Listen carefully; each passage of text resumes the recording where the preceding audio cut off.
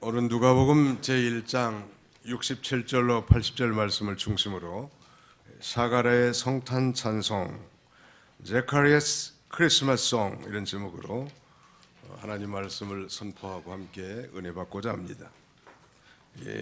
사가랴는 제사장으로서 세례 요한의 아버지입니다.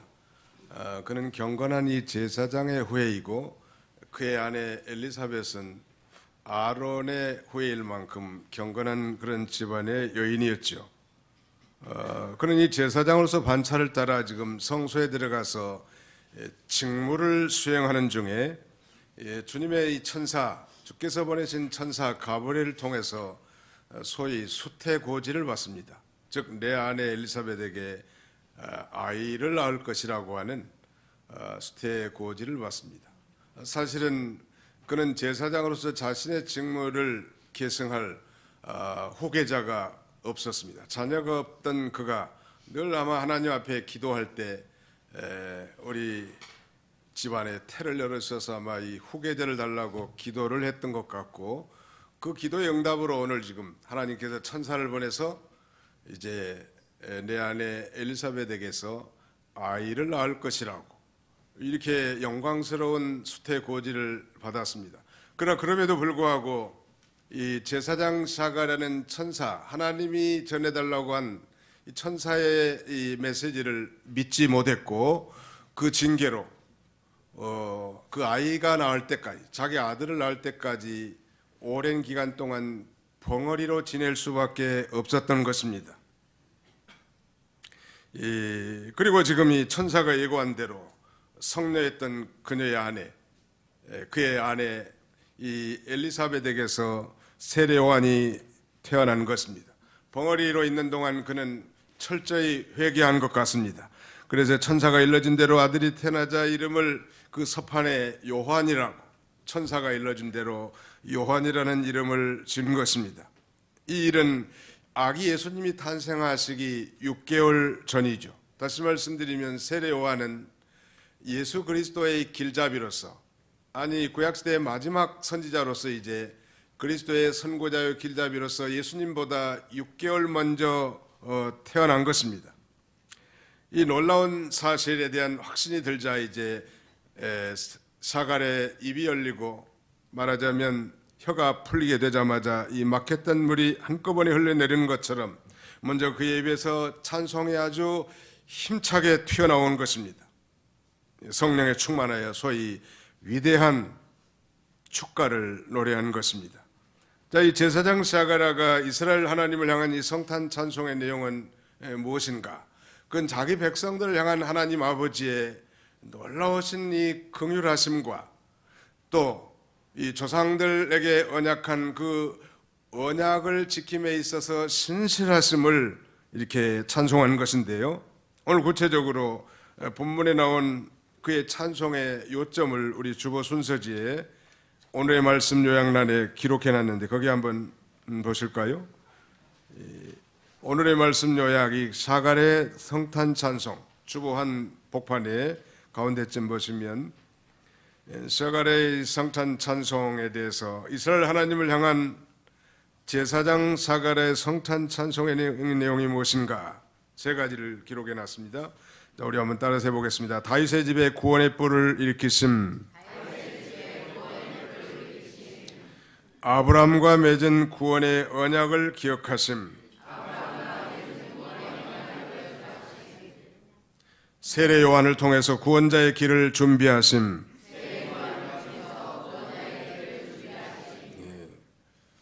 몇 사람이 안 따라선 사람이 꼭 있네 이번에. 다 따라설 때까지 오늘 계속 한번 해보겠습니다. 다시 한번 해봅시다. 다윗의 집에 구원의 뿔을 일으키심, 아브라함과 맺은 구원의 언약을 기억하심, 세례 요한을 통해서 구원자의 길을 준비하심. 조상 다윗의 집안에서, 즉 다윗의 혈통을 통해서 소위 구원의 뿔을 일으키실 뿐만 아니라 또 믿음의 조상 아브라함과 약속한 그 이 구원의 언약을 하나님이 기억하시고 실현하실 것을 확신하고 찬송했을 뿐만 아니라 이제 자기 부인에게서 낳은 아들 이 세례요한을 통해서 이 구원자의 길을 예비하실 것을 믿음으로 확신하고, 세례요한은 그 막혔던 입이 활짝 벌려져서 이제 하나님 앞에 위대한 축가 찬가를 부르고 있습니다. 자, 구체적으로 하나씩 살펴보고자 합니다.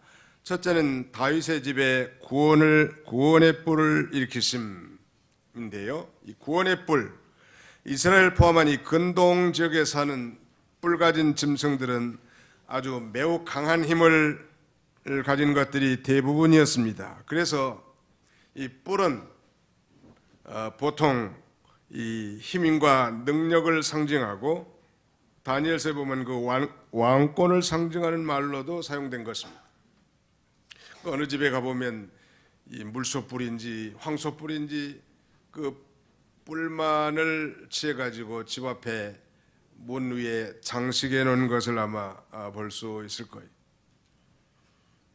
무슨 의도로 그렇게 이 짐승의 소뿔을 갖다가 벽자기 위에다 걸어놨는지는 알 수는 없지만 아마 그런 의도가 아닌가 싶어요.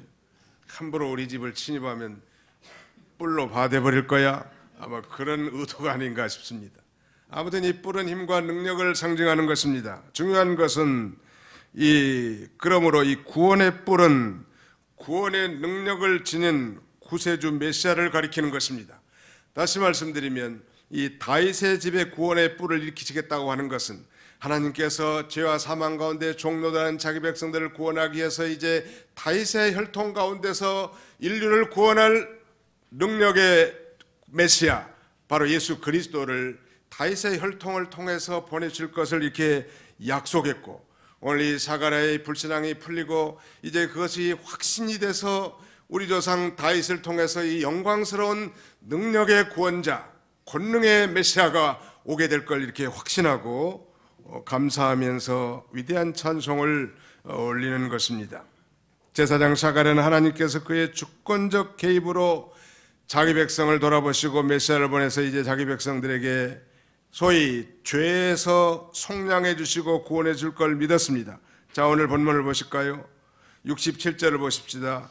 그 붙인 사가랴가 성령의 충만함을 받아 예언하 이르되, 찬송하리로다 주 이스라엘의 하나님이여, 그 백성을 돌아보사 속량하시며 우리를 위하여 구원의 뿔을 그 종 다윗의 집에 일으키셨으니 이것은 주께서 예로부터 거룩한 선지자의 입으로 말씀하신 바와 같이 그랬습니다.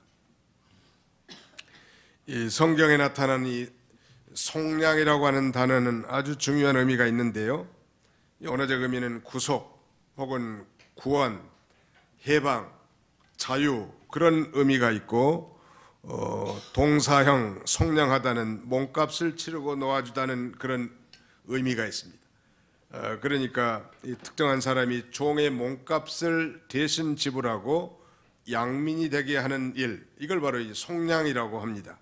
다른 말로 이 구속이라고 하는데, 이 구속이라는 말은 구원과 같은 말이지만 값을 치르고 구원하다, 그런 면에 있어서 우리는 구원을 구속이라는 표현을 쓰고, 또 대신 값을 치르고 구원하다, 이런 차원에서 우리는 대속이라고도 말합니다.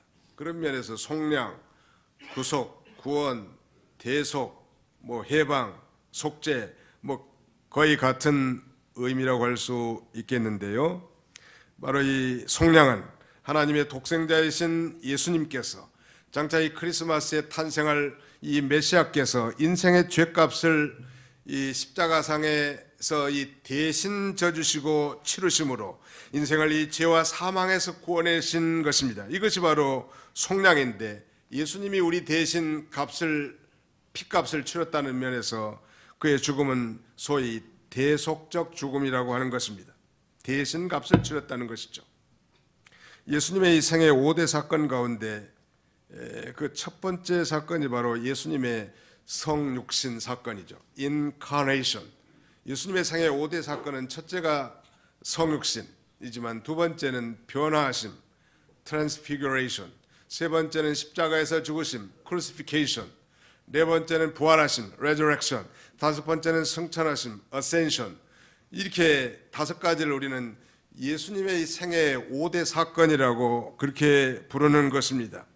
그런데 하나님의 이 구원은 오래전부터 이미 거룩한 선지자들을 통해서 이 말씀하신 것이고, 그런데 그 내용은 바로 이 우리 원수에게서와 우리를 미워하는 모든 자의 손에서 구원하시는 구원인데, 역사적으로는 이 아수르와 바벨론 가운데서 또 이방 나라들 가운데서 구원한 걸 의미하지만, 이 궁극적으로는 죄와 사망을 무기로 우리를 대적하는 원수 그 마귀를 가리킵니다. 그들은 사람을 범죄하게 하고 하나님과 멀어지게 하는 자들인데, 그러므로 이 죄와 사망을 무기로 우리 인간들을 종살이 시키는 그 마귀로부터의 구원을 가리키는 것입니다. 이 말씀이 육신이 된 이 성육신 사건이야말로 구약의 수많은 선지자들에 의해서 예언되었고, 그리고 이제 그 예언의 때가 참에 성취된 것인데, 그러므로 그리스도의 탄생으로 말미암은 이 구속 사역은 일시적이거나 순간적으로 이루어지는 것이 결코 아니고 만세전에 미리 예비된 것으로 인간을 향한 하나님의 끝없는 사랑이 이 성탄절에 극적으로 나타난 것입니다. 우리가 성탄절 앞두고 성탄절 앞 4주간을 우리는 대강절 기간이라고 한다고 했는데, 우리 개신교에서는 그렇게 중요하게 생각하지는 않습니다만, 이 대강절은 대림절과 같은 절기로 성탄절에 오실 그리스도를 사모하고, 우리 이미 구원받은 성도라면 이 성탄절에 오신 그리스도께 대한 감사와 이 찬양을 하는 그런 기간이라고 할 수 있겠습니다. 오늘 이제 대강절 셋째 주에 이 샤가랴와 같이 우리의 노래와 찬송도 성령의 충만함을 힘입어서 여호와 하나님께서 이제 다윗의 혈통을 통하여 이 땅에 강탄하신 능력의 구원자 예수 그리스도의 탄생을 감사하고 찬송하는 저와 여러분들이 다 되시기를 주님의 이름으로 축원합니다. 두 번째는 이제, 첫째는 이 다윗의 집에서 구원의 뿔을 일으키셨다는 것. 이 뿔은 능력을 상징한다고 했습니다. 권능을 상징합니다. 힘을 상징합니다. 그래서 이 바울은 로마 교회에 보낸 편지에서 이렇게 표현합니다. 내가 복음을 부끄러워하지 아니하노니 이 복음은 모든 믿는 자에게 구원을 주시는 하나님의 능력이 됨이라. 첫째는 유대인에게요, 또한 헬라인에게로다 라고 말씀하죠. 이 능력이라고 하는 헬라말 디나미스는 그야말로 다이너마이트와 같은 그런 파괴력 있는 폭탄과 같은 그런 능력을 가리킵니다. 누구든지 그 복음에 제시된 예수 그리스도를 자신의 구주로 믿는 자에게는 그 죄와 사망에서 해방되고 하나님의 자녀가 되어 저 영원한 천국에 들어갈 수 있는 그런 축복이 주어지기 때문이죠. 바로 그 권능의 메시아가 이 성탄절에 오셨는데, 다윗의 핏줄, 다윗의 혈통을 통해서 오신 것을 기억하고 제사장 샤가랴는 높이 하나님을 찬양하는 것입니다. 그 두 번째는 아브라함과 맺은 구원의 언약을 기억하심. Remembering the covenant of salvation with Abraham. 아브라함과 구원의 언약을 맺으신 것을 하나님이 기억하시고 이제 성취할 걸 바라보니까 가슴이 벌렁벌렁하는 거예요. 그때로부터 약 2000년 전에 자기의 조상 아브라함과 이제 위대한 구원의 언약을 체결하죠. 장차 내 씨로 말미암아 천하 만민이 구원의 축복을 받을 것이라고. 그래서 저 하늘을 쳐다보라고, 저 하늘에 반짝이는 수많은 별을 셀 수 없는 것처럼 장차 이제 다윗의 혈통으로 아브라함의 씨로 이 땅에 오실 메시아 예수 그리스도를 통해서 예수를 자신의 구주로 믿고 구원받은 하나님의 자녀들이 저 하늘의 별과 같이 많게 될 것이라고. 아브라함을 바깥으로 끌고 가서 하늘을 쳐다보게 하셨던 그 하나님께서 놀라운 그 구원의 언약을 베풀어 주셨는데, 이제 그 구원의 언약이 잊혀진 바가 되지 아니하고 기억된 바 되어 2000년이 되는 이 시점에 지금 성취될 것을 확신하고, 이 제사장 샤가랴는 하나님 앞에 참으로 가슴 벅차서 위대한 축가를 부르게 된 것입니다. 아브라함은 이스라엘의 혈통적 조상이지만 우리 믿음의 조상입니다. 언약의 하나님께서 바로 이 믿음의 조상 아브라함과 이 구원의 언약을 맺으셨는데, 거기 78절 보니까 이는 우리 하나님의 긍휼로 인함이라 라고 말씀하고 있죠. 이걸 직역하면 하나님의 자비의 심정 때문이다는 뜻입니다. 그러므로 우리 구원의 근거는 하나님의 긍휼입니다. 만일 하나님의 긍휼이 없었다고 한다면 이 불충한 인간들이지만 하나님과 우리 인간들 사이에 맺어진 언약 관계는 이미 파기되고 말았을 거예요. 우리의 이 죄 때문에 말이죠.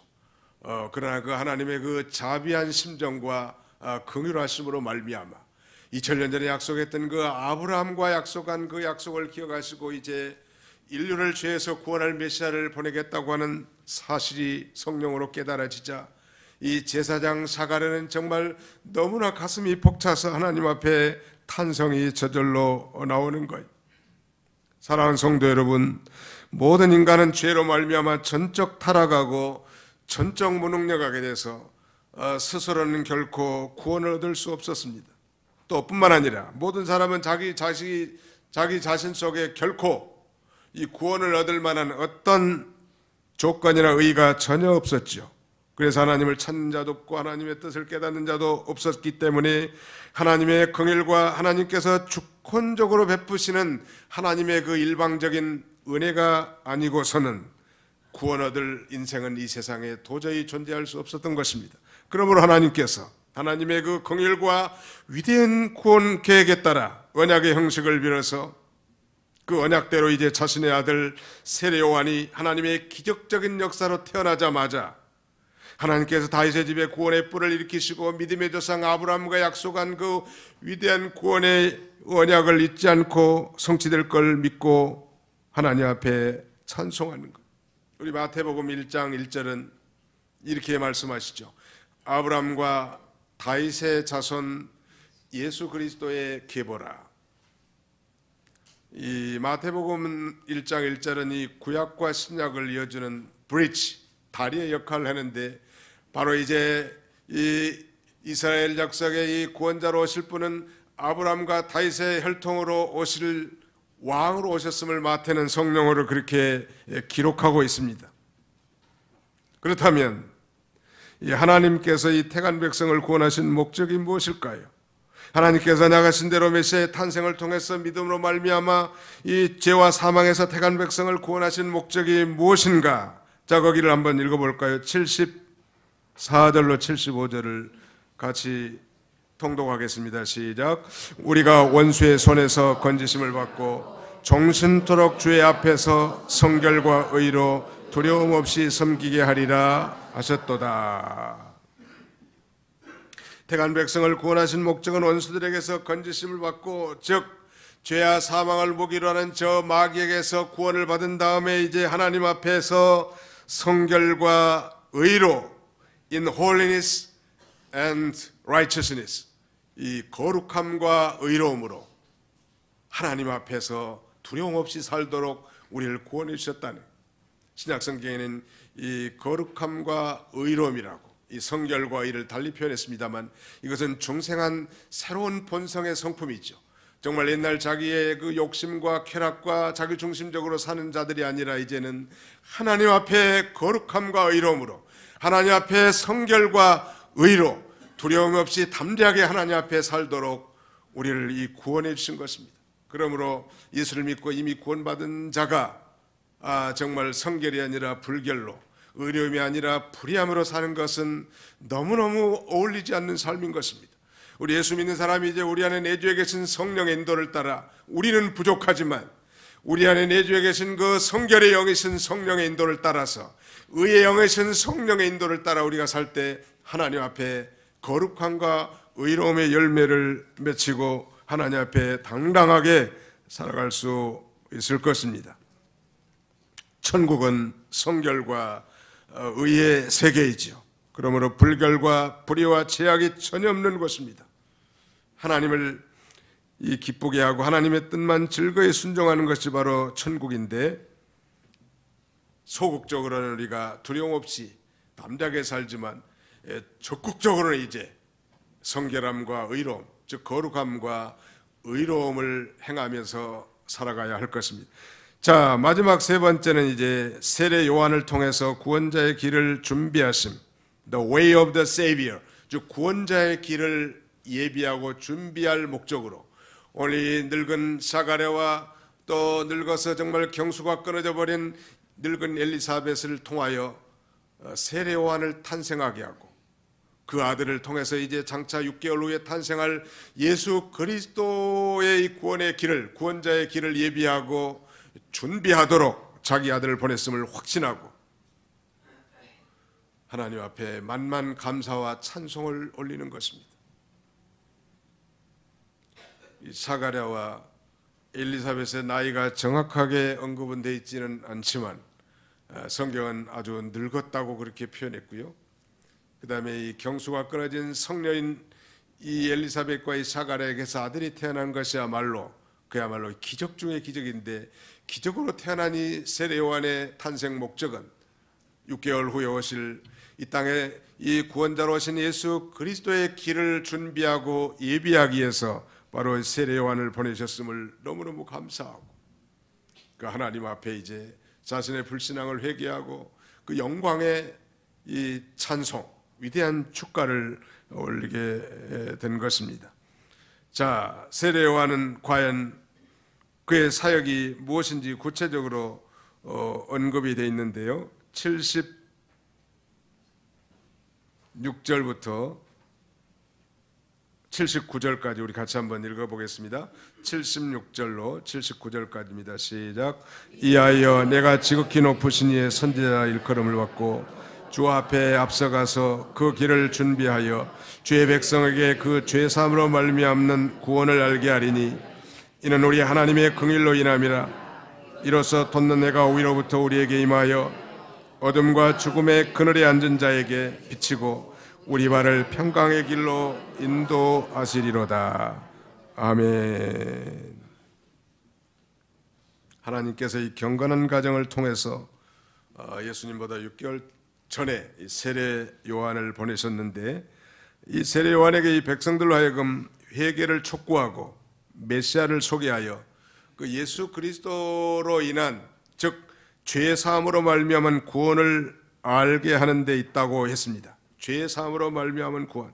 지금 세례 요한의 아버지 사가랴도 이걸 믿고 찬송했는데 마치 망망대해에서 표류하면서 죽음의 순간 직전에 저 멀리서 이 구원선의 깃발만 보여도 우리가 환호하고 감사할 일인 것처럼 하물며 영원한 죄와 사망과 마귀에게서 구원하실 이 구세주의 탄생 소식이야말로, 또 그것을 전하는 것이야말로 인류 최대의 기쁜 소식이 될 것입니다. 세례 요한은 바로 이 죄 사함으로 말미암은 구원을 알게 하기 위해서 예수님 먼저 오신 것입니다. 이 회개를 촉구하면서 그 예수님의 길을 예비한 것이죠. 그리고 이제 누가복음 3장 3절에 보면 그는 요단 강가에서 회개하라 천국이 가까웠다고 외치면서 이제 죄 사함으로 말미암은 회개의 세례를 선포하게 되죠. 하나님의 구원은 죄 사함으로 말미암은 구원입니다. 한번 따라합시다. 하나님의 구원은 죄 사함으로 말미암은 구원입니다. 그러므로 이 구원을 알게 하기 위한 전제 조건은 바로 죄 사함. 더 노골적으로 말한다면 우리의 구원은 죄에서의 구원입니다. 구원받았다고 하는 것은 죄의 문제가 해결됐다는 것이고 속죄의 신앙을 가지고 있다는 것이죠. 그래서 마태복음 1장 21절에는 아들을 낳으리니 이름을 예수라 하라. 이는 자기 백성을 저희 죄에서 구원할 자이십니다. 예수란 이름의 뜻은 구원자인데 구원자라는 의미는 죄에서 구원할 자라는 것입니다. 그러므로 이 세례 요한은 바로 죄 사함으로 말미암은 구원을 알게 하려고 예수님보다 6개월 먼저 태어나서 저 요단강에서 피를 토하듯 백성에게 회개를 촉구하면서 주님의 길을 예비한 것입니다. 우리의 구원은 결코 선행을 쌓음으로 이루어지는 것이 아니고 믿음으로 말미암아 얻게 되는 것인데, 구원이란 나의 죄를 사함받는 것이고 예수 그리스도께서 지금부터 2000년 전에 저 갈보리 언덕 십자가에서 대속적 죽으신 것을 내 마음에 믿을 때 하나님께서 우리에게 베푸시는 놀라운 긍휼의 사역이 있죠. 그러므로 죄 사함을 받지 않고 구원과 영생을 얻는 것은 불가능한 것입니다. 이 죄 사함에서 이 사함에 해당되는 아페세이라고 하는 이 말은 용서, 해방, 탕감의 뜻을 지니고 있는데요. 성경에서는 죄로 인해서 죽을 수밖에 없는 인간들에게 이 죄 사함이야말로 큰 위로와 소망을 주는 단어이죠. 죄 사함. 구약의 모든 희생 제사는 모두가 다 예수 그리스도의 대속적 죽음을 예표한 것인데, 소위 흠없는 어린 양이신 예수님은 이제 구약의 모든 제사의 예언의 그 성취로서 그는 저 십자가상에서 자신이 대물이 되고 자신이 대제사장이 되어 단번에 영원한 속죄의 제사를 지냄으로 이제 저를 믿는 자는 모든 죄를 다 깨끗하게 사함받게 되는 것입니다. 이를 위해서 예수님께서 이 땅에 2000년 전에 육신의 몸을 입고 이 땅에 강탄하신 것입니다. 그날이 바로 성탄절이죠. 하나님은 예수를 믿는 자가 아무리 큰 죄를 범했다 할지라도 그 모든 죄를 다 용서하십니다. 그의 죄가 진홍같이 붉고 주홍같이 붉을지라도 양털과 같이 흰 눈과 같이 깨끗하게 써주실 뿐만 아니라 한 번 용서한 죄는 절대로 기억하지도 않고 죄에 대한 앙금이나 미련이나 그 흔적이 조금도 남겨지지 않게 하시죠. 완전하고도 무한한 죄 사함을 이루신 것입니다.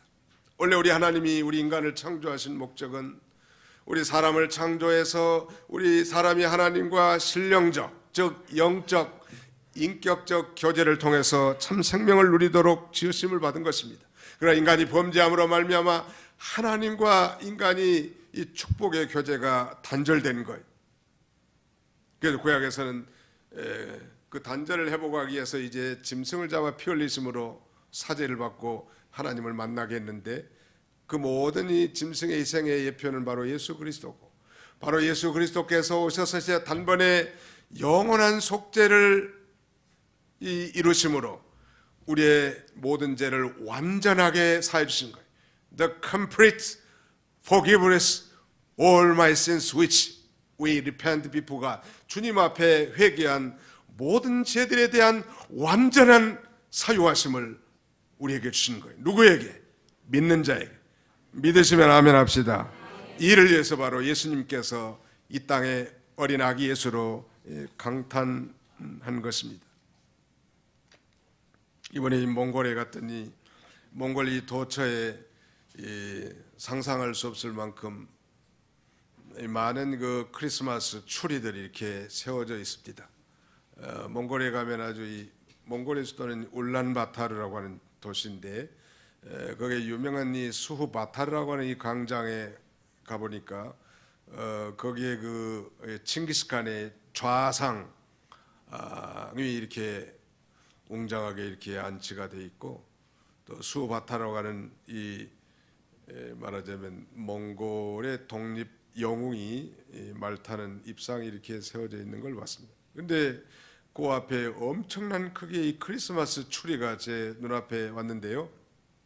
이 크리스마스 추리의 꼭대기는 큰 별이 하나 있더라. 그래서 공부를 가르치면서 그 학생들에게 도대체 저렇게 높이 세워진 이 크리스마스 추리의 의미를 정말로 지금 관원들은 알고 세웠는 것인가? 도대체 이 크리스마스 추리 위에 꼭대기에 세워진 큰 별이 바로 예수 그리스도의 탄생을 알리는 별이라는 사실을 알고 세웠는지, 그것이 내가 의문이라고. 그랬더니 자기도 잘 모른대. 그래서 설명 좀 해달라고 그랬어. 우리가 성탄절 되면 이 크리스마스 추리를 이렇게 세우는데, 미국에는 이 적당하게 크리스마스 추리를 길러가지고 잘라가지고 이 커스코 같은 데서 파는데요. 한 번 쓰고 이제 버리죠. 그럼 각종 장식물을 달고 위에는 또 별을 달아요. 어떤 데는 십자가를 다는 경우도 있고.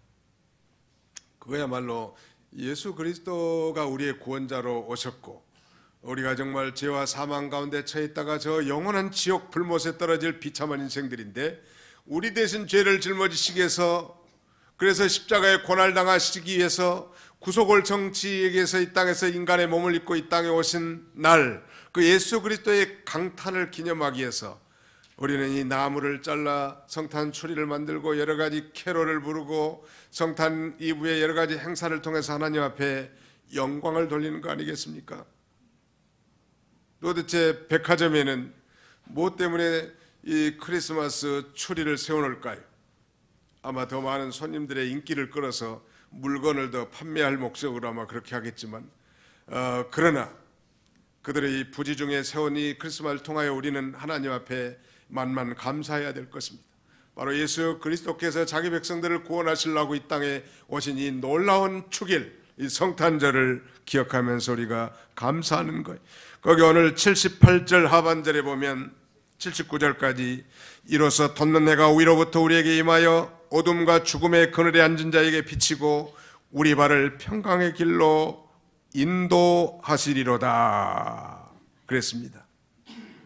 이 돋는 해라고 하는 건 이 여명, 새벽을 가리키는데 예수 그리스도의 탄생을 가리킵니다. 예수 그리스도의 탄생은 마치 해가 위로 돋음과 같고 새벽이 온 것과 같다는 거예요.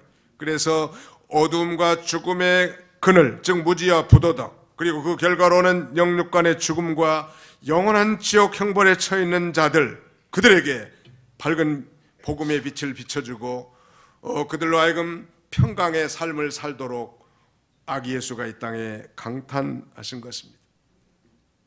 다시 반복합니다만 어둠과 죽음의 그늘 앉은 자에게 찾아오신 19세기 초반에 복음이 우리 조선 반도에 선포될 때 이 나라는 그야말로 어둠의 나라였다고, 조금도 소망이 없는 나라였다고 초기 선교사들의 이 고국을 향한 선교 편지에 그렇게 기록되어 있다고 합니다. 도대체 이 조선 반도의 사람들은 수많은 사람들이 어린이로부터 젊은 사람들로부터 이 담배, 끼견에 아주 익숙해져 있고 첩을 취하는 일이 관행적으로 여겨져 있을 뿐만 아니라 한 나라가 단합하지 못하고 사색당파로 늘 물고 찢고 싸우는 이 나라는 정말 복음이 뿌리를 내리기에는 도저히 불가능한 어둠의 나라입니다 라는 이런 부정적 선교 보고가 있었다고 합니다.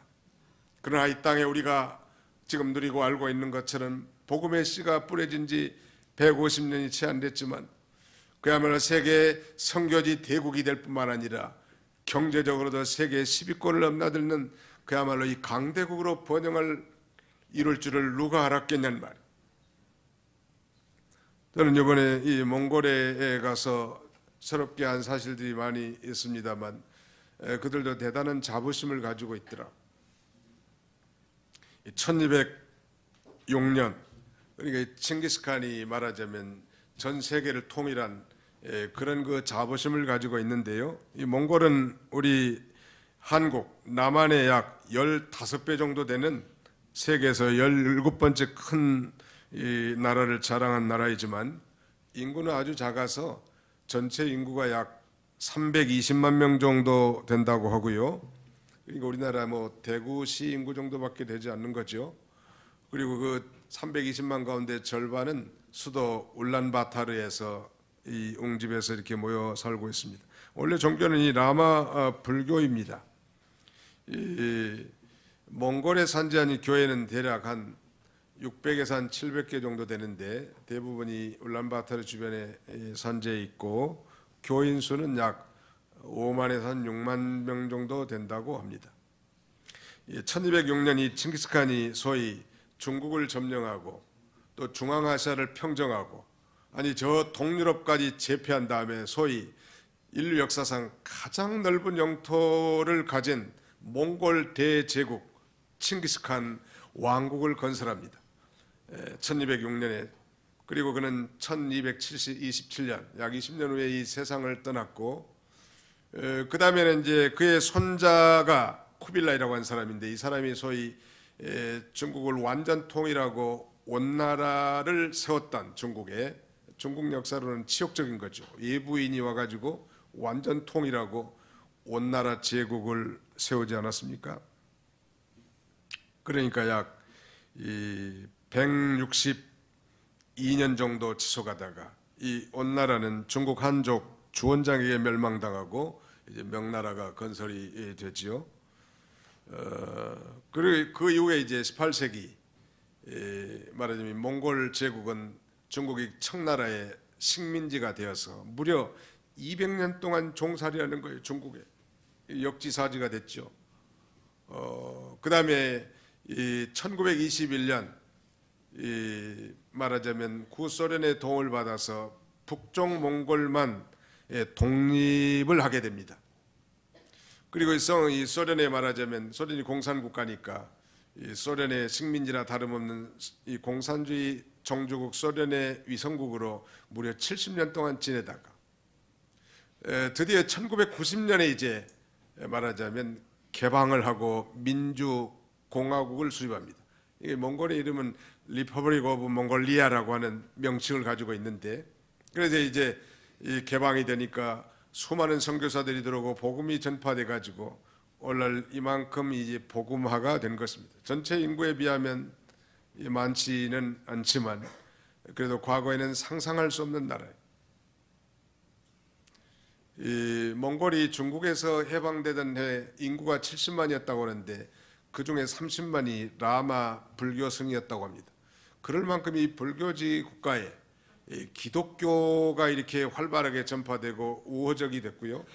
우리도 90년대 이후에 이제 수교를 하고 그다음에 우리 한국의 선교사들도 많이 들어가서 이 복음을 전파해서 꽃을 피우게 되는데, 말씀드리고 이 요지는 뭔가 하면 바로 200년 동안 식민지 생활, 아니 70년 동안 공산주의 치하에서 아무 소망도 없고 절망 가운데 있는 이들이야말로 이 어둠과 죽음의 그늘에 앉은 자들 아니겠습니까? 바로 이 어둠과 죽음의 그늘에 앉은 자들에게 예수 그리스도의 탄생의 소식이야말로 희망차다. 최근에 이 울란바토르에 가보니까 이 젊은이들이 상당히 활기차요. 대기질은 형편없이 안 좋지만 아무튼 높은 빌딩들이 많이 세워져 있고, 또 이 몽골은 주 산업이 낙농업, 짐승들을 많이 이렇게 소나 말이나 양이나 염소 이런 것들을 많이 키우고 수출도 하고, 양 염소 숫자가 전체 인구보다 더 많대요. 양 염소가 한 5천만 마리 된다는 거예요. 그리고 이 고비 사막 이런 근처에서는 이 광석들이 많이 묻혀서 전 세계 구리 채굴량은 세계 1위라고 할 만큼 상당한 자원 부국에 해당된다고 합니다. 아무튼 하나님을 떠난 인간이야말로 이 어둠과 죽음의 그늘에 앉아서 평강을 누리지 못하고 도대체 소망 없는 그런 인생이 되지만, 그러나 예수 그리스도가 전파되면, 복음이 전파되면 이 어두운 곳이 밝아지고 죽음의 땅이 생명의 땅으로 변화되는데, 그런 모습을 확인하고 온 것이 큰 소득이라고 할 수 있습니다. 우리 하나님은 온 우주와 그 가운데 있는 만물을 지신 하나님이십니다. 다시 말씀드리는 천지의 주제로서 만민에게 생명과 호흡을 주신 하나님 아니십니까? 그래서 사도행전 17장 26절 이하에 이렇게 증거하고 있습니다. 누가는 인류의 모든 족속을 한 혈통으로 만드사 온 땅에 살게 하시고 그들의 연대를 정하시며 거주의 경계를 한정하셨으니 이는 사람으로 혹 하나님을 더듬어 찾아 발견하게 하심이로되 그는 우리 각 사람에게서 멀리 계시지 아니하도다. 우리가 그를 힘입어 살며 기동하며 존재하느니라. 이번에 몽골에 가서 느낀 건 내가 몽골 사람인지 지가 몽골 사람인지 잘 모르겠더라고. 몽골 사람이 한국 사람 같고 나는 몽골 사람 같았고, 보니까 우리 조상이 몽골 사람이었을 수도 있겠구나 하는 생각이 들어요. 실제로 이 칭기스칸의 손자 쿠빌라이가 중국을 통일하고 온 나라 제국을 세웠는데, 우리 고려시대에 우리는 고려시대부터 약 실제적으로 160년 정도 몽골의 지배를 받고 산 거예요. 그 왕이 태어난 이 세자는 몽골로 보내가지고 몽골 언어, 문화, 풍습을 다 배우게 하고 몽골의 이 공주하고 결혼을 하게 하는 거예요. 거기서 태어난 아들은 또 몽골의 공주와 결혼하는 거예요. 거기서 태어난 아들은 또 몽골의 공주와 결혼하게 하는 거예요. 그래서 마지막 고려 공민왕은 껍데기는 한국인 같지만 실은 그 피가 다 99% 몽골의 피라는 거예요. 한국말도 잘 못하기 때문에, 조선말도 잘 못하니까 통역관을 세워서 국정을 다스릴 정도. 그래서 어쩌면 우리 엉덩이에 나와 있는 이 몽골 반점은 그때 이 몽골 피가 섞인 거예요. 한번 상상해 보세요. 한 160년 동안 섞여버렸으니 제가 몽골인 같더라니까. 보니까 몽골 사람이 한국 사람 같고. 그래서 뭐 전혀 이질감이 들지는 않았고요. 감사한 것은 아담의 후손들은 다 똑같고 정말 예수 그리스도를 받아들이고 하나님의 자녀들의 이 생태와 생리는 너무나 똑같구나. 우리 모두가 다 하나님을 함께 찬송하고 예배하는 일에 어찌나 그렇게 열심인지 말이죠. 하나님께서는 바로 인류의 모든 족속은 한 혈통으로 만드셔서 온 땅에 살게 하시고 그들의 연대를 정하시고 거주의 경계를 한정하셨는데, 그 이유는 사람들로 하여금 혹 더듬어서 하나님을 찾아 발견하게 하셨는데, 저 고비 사막을 넘은 이 몽골인들에게도 이 복음이 전파되어 하나님 나라 건설에 이바지하고 그 거룩한 비전을 가진 사람들이 많이 있더라. 여러분들의 이 기도와 성원으로 부족한 종이 한 2주간 동안 이렇게 다녀오게 됐는데, 오늘 이 시대는 그야말로 이 예수님의 이제 2번째 오심이 가까운 시대가 됐는데요. 이 땅에 우리를 살려둔 목적은 이미 살펴본 것처럼 우리가 하나님 앞에 이제 성결과 의로움으로, 거룩함과 의로움으로 이렇게 살게 할 뿐만 아니라 하나님 앞에 또 두려움 없이 담대하게 살아가게 하기 위한 것이죠. 이를 위해서 우리가 몸담고 있는 이 교회에서 정말 하나님을 아버지로 모시고 예수 그리스도를 통한 구원의 은혜에 감사하면서 자신이 날마다 거룩하고 의롭게 사시기 바랍니다. 뿐만 아니라 이 의의 복음, 성결의 복음을 온 세상에 전파하여 이 하나님의 나라가 보이진 않지만 그 영광스러운 하나님 나라의 건설의 주역이 되고 역군이 되고 또 소망을 삼고 이바지하는 그런 저와 여러분들이 다 되시기를 주님의 이름으로 축원하는 바입니다. 기도하겠습니다.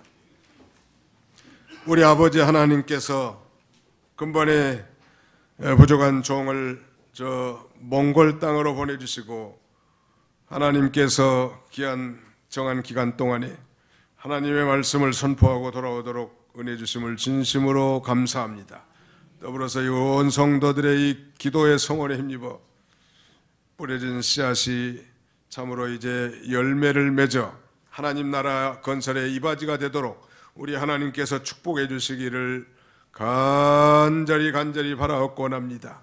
오늘 이 경건한 가정, 이 제사장 시작하려는 이 성소에서 자신의 직무를 감당하다가 가브리엘 천사를 통해서 수태의 고지를 받았지만 믿지 못함으로 징계로 그 벙어리 생활했다고 했는데, 징계가 풀리자마자 그는 마치 본물이 터진 것처럼 성령에 충만하여 하나님을 찬송하되, 장차 오실 위대한 메시아 이 예수 그리스도는 다윗의 혈통으로 통하여 이 구원의 뿔을 일으키셨고 조상 아브라함과 약속한 이 구원의 언약을 기억하시고 성취된 사건이며, 이제 태어날 자기 아들 이 세례 요한을 통해서 그 구원자의 길을 예비할 것을 알고 그 영광의 성탄에 찬송을 했다고 했사오니, 우리가 성탄절 앞두고 이 대강절 기간 동안에 우리도 곰곰이 이 성탄절을 기억하고 추억하며 감사하고 기뻐하며 즐거워하며 우리 하나님 앞에 찬송과 영광을 돌려보낼 수 있는 우리 모두가 다 되도록 인도하여 주시옵소서. 특별히 어두움과 죽음의 사망의 골짜기 사는 인생이 있다 할지라도 예수 그리스도를 믿음으로 받아 믿음으로 이 죄사함과 구원의 은총에 참여하게 해주시고, 또 예수 그리스도로 말미암아 그 심령이 밝아지고 가정이 밝아지고 생명의 빛이 넘치는 축복된 삶을 살아가도록 우리 하나님 아버지 복을 나려 주시옵소서.